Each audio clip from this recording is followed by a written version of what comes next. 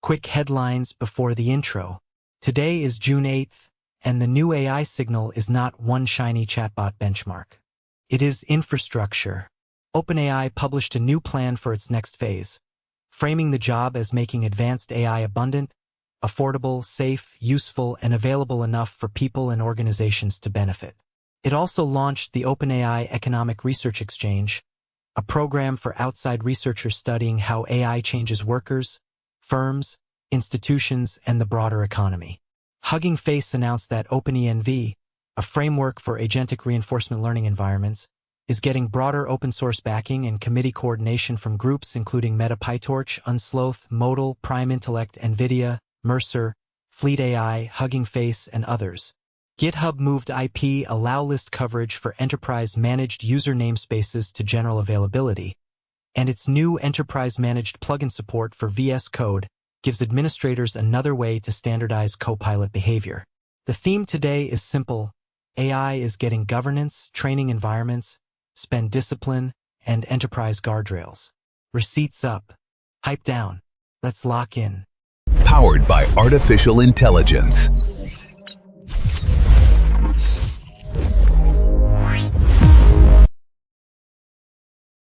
Story 1 is OpenAI's new plan. The important part is the shift in language. OpenAI says the first phase was research toward AGI. The second phase began when the research became relevant to the real world and the company became a product company.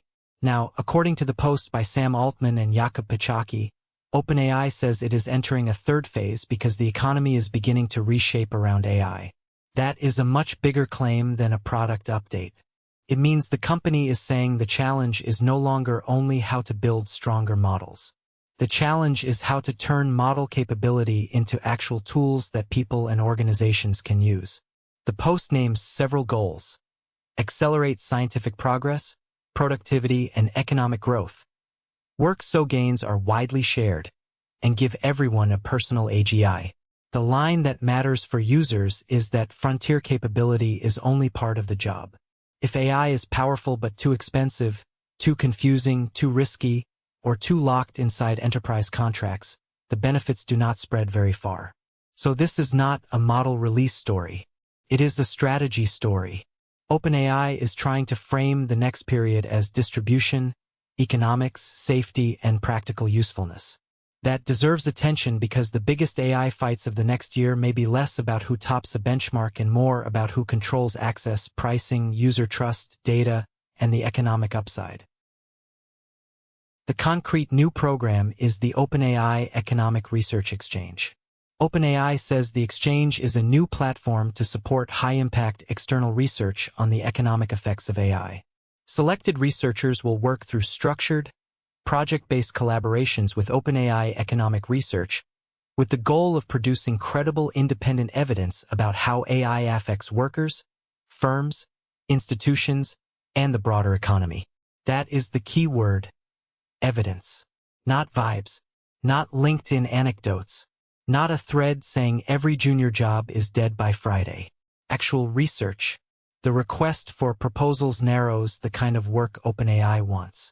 It asks for projects that begin with an important economic question about AI, then explain how data about the use of OpenAI tools can provide a distinctive empirical lens while preserving user privacy. That privacy clause matters. If researchers are going to study how people use AI at work, the obvious tension is that usage data can be sensitive. It may reveal job tasks, business plans, personal behavior, institutional priorities, or competitive strategy. So the exchange is interesting for two reasons at once. Could create better public evidence about AI's real economic effects. It also raises the governance question of how private platform data gets used for research. If done well, this could move the conversation away from speculation and toward measurable impacts. If done poorly, people will worry that labor market research is being built on data they did not understand was being studied. Story 2 is Hugging Face and OpenEnv, and this one is for everyone watching the agent space. Hugging Face says OpenEnv is a tool for creating agentic execution environments. Terminals, browsers, games, coding workspaces, and anything an agent can interact with. The reason this matters is that modern agents do not improve only by reading more text. They improve when they can practice using tools, making decisions, getting feedback, and recovering from mistakes. For closed frontier labs, the harness is part of the moat. If a model is trained to use a specific coding agent or browser agent, it can get much better inside that workflow. OpenEnv is trying to make that kind of environment layer open. The Hugging Face post says OpenEnv now lives at the Hugging Face OpenEnv GitHub organization and will be coordinated by a committee that includes names like Meta, PyTorch, Reflection, Unsloth, Modal, Prime Intellect, NVIDIA, Mercer, Fleet AI, and Hugging Face. The docs describe it as a unified framework for building, deploying, and interacting with isolated execution environments for agentic reinforcement learning. It uses familiar reset, step, and state interfaces, supports container-first packaging, runs over HTTP-style services, and emphasizes secure isolation for untrusted agent code. The subtle point is that OpenEnv is not trying to own every reward function or training loop. It is trying to be the common socket. If that works, open-source agents get a more standard way to train on messy real-world tasks instead of each project rebuilding the environment plumbing from scratch. The upside of OpenEnv is obvious. More reusable environments, more comparable evaluations, and more open-source training paths for agents. But the risk is also obvious. If an environment is poorly designed, the model can learn the wrong lesson. If the scoring is shallow, the agent learns to game the benchmark instead of solve the task. If the container or tool boundary is weak, then untrusted agent code becomes a security problem, not just a research problem. That is why the doc's emphasis on container-first design and secure isolation is not a footnote. Agentic reinforcement learning means letting a model interact with systems. It may run commands, call tools, inspect files, use browsers, or manipulate simulated worlds. The more realistic the environment, the more valuable the training signal. But realism also means sharper edges. A coding agent environment needs guardrails around secrets, networks, sandboxes, and file systems. A browser agent environment needs protection against prompt injection and untrusted web content. A tool use environment needs clean logging so researchers can see not only whether the answer was correct, but how the agent got there. So the story is not just that OpenEnv is exciting. The story is that open agent training is becoming infrastructure, and infrastructure lives or dies on reliability, security, and community trust. Story 3 is GitHub's Enterprise Security Update. GitHub says IP allow list coverage for enterprise-managed user namespaces is now generally available. That sounds dry, but it is exactly the kind of change large organizations care about. Enterprise-managed users, or EMUs, let an enterprise own the user accounts inside its GitHub environment. The missing piece has been policy consistency across repositories connected to those users' namespaces. GitHub now says enterprises can enforce the native IP allow list across those user namespaces. So EMU users can only access their account repositories from allowed IP addresses. The coverage is broad. GitHub says access through the web UI, Git protocol, and APIs is filtered by the IP allow list. It also says all credentials are covered, including personal access tokens, app tokens, and SSH keys. For security teams, that matters because developer access is not one door. It is a lot of doors: browser sessions, command line Git operations, automation scripts, tokens, integrations, and SSH workflows. If only the web UI is filtered, the policy has gaps. If the Git protocol and API are also filtered, the control becomes much more meaningful. This is part of the larger pattern we keep seeing. As AI coding tools and agentic workflows spread through enterprises, the boring controls become more important, not less. More automation means more places where access policy has to be explicit. GitHub's other signal is about Copilot plugin governance. On June 5th, GitHub said enterprise-managed plugins in VS Code are in public preview.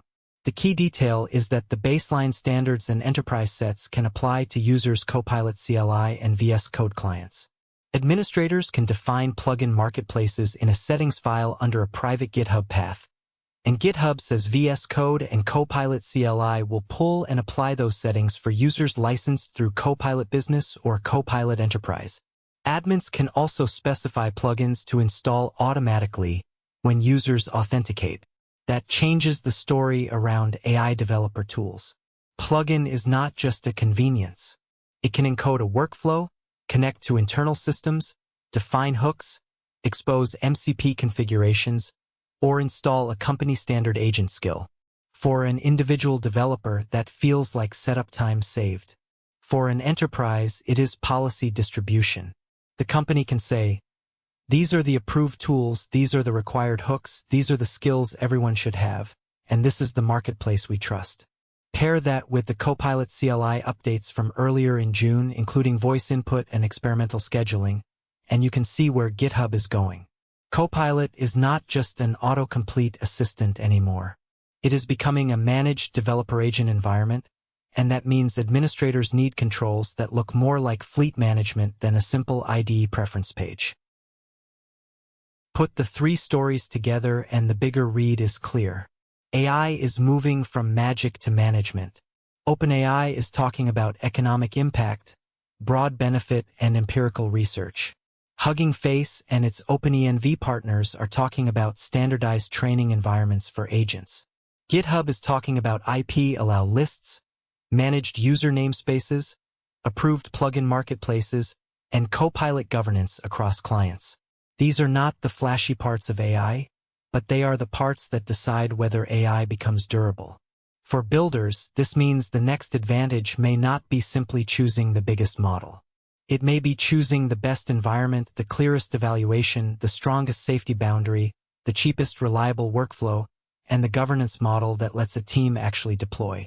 For users, it means AI products will increasingly ask for trust at multiple levels. Trust that your data is handled properly, trust that your assistant can remember without overreaching, trust that an agent can use tools safely, and trust that your organization understands what AI systems are doing inside the stack. That is why today matters. OpenAI's post is high-level strategy, but the research exchange makes it measurable. OpenEnv is developer infrastructure, but it points to open-source agents that can learn by doing. GitHub's changes are admin controls, but they show how AI coding is becoming enterprise infrastructure. Not every one of these stories will go viral, but all of them are part of the same transition. AI is leaving the demo stage and entering the operating stage. Here is the watch list. First, watch the OpenAI Economic Research Exchange.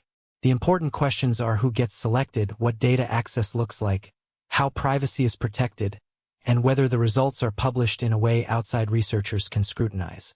AI's economic impact is too important to leave to slogans.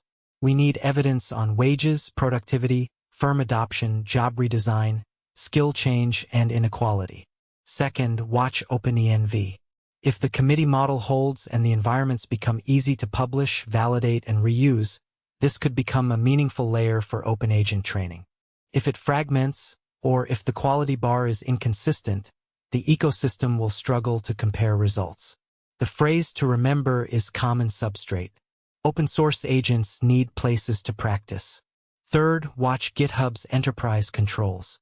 IP allow lists, managed plugins, model rules, budgets, and usage reporting sound boring until a company has thousands of developers using agents across private repositories.